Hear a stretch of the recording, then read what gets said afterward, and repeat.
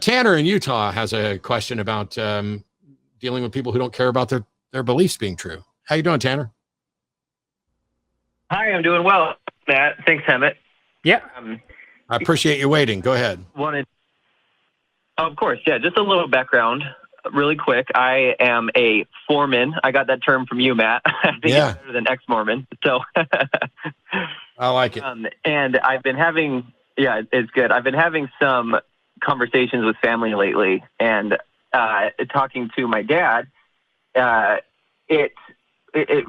realized, and he fully admits this too, that he does not care whether or not his beliefs are true. That just isn't something that matters to him at all. And so I don't know how to move forward with other types of conversations about religion with him, because he just admits that he doesn't care. So I'm wondering if either of you have any thoughts on how to try and progress forward in that type of a conversation. Can I ask, Tanner, how old are you? I'm 28. So, I mean, are you living outside the house? Are you on your own?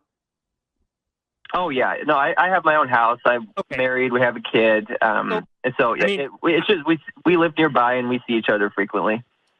I mean, the answer that I would have is I don't necessarily know that that's a conversation or an argument or a debate that I would necessarily want to have, because, again, if I'm thinking to my own parents who are religious, I don't think reason or logic is going to convince them to change their minds on it. And also, I don't necessarily know that I care about that debate, that I really want them to change their minds. Like, I do plenty of stuff trying to convince people to leave religion, but none of it's specifically targeted at my own parents. And I guess my question is, I get that your father isn't really he doesn't really have a grounding necessarily in his faith that has to do with whether it's true or not. But also, why is it important for you that he either change his mind on it or get a firmer foundation, I guess, for lack of better words? Yeah. Mormonism, and I'm sure this is in other religions as well, but Mormonism really goes hard on demonizing people who leave. And it just makes me uncomfortable that his religion demonizes me in that type of a way. And I really want to be able to have good conversations with him. And I'm not trying to talk him out of religion or faith or anything. He makes, in my conversations with him, feel like I am the crazy one for caring about what's true, because it's just, he just does not care. And so Tanner, I'm happy to just leave the conversation alone. It's just crazy. Tanner, he does care. He's lying. Everybody cares.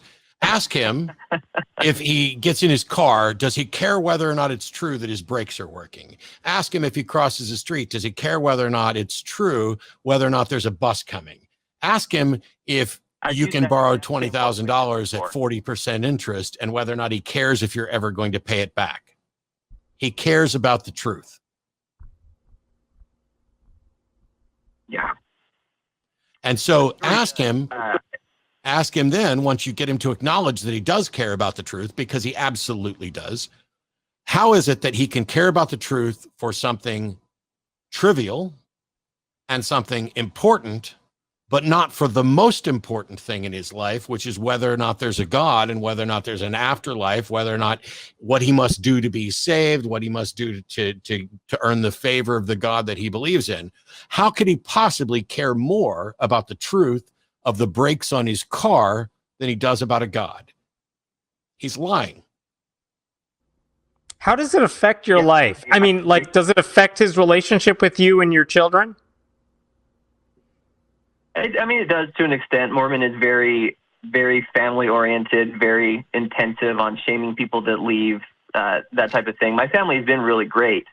Otherwise, I just like to have these types of conversations, and he just can't get past the fact that he doesn't care if his church is true or not. But it sounds like it's either kind of go with what Matt said on asking him about other things that he care about is true or not, or just where I have been lately is just leave the conversation alone and don't bring it up. And I'm fine with that as well. I was just wondering if there is a way to move forward past that.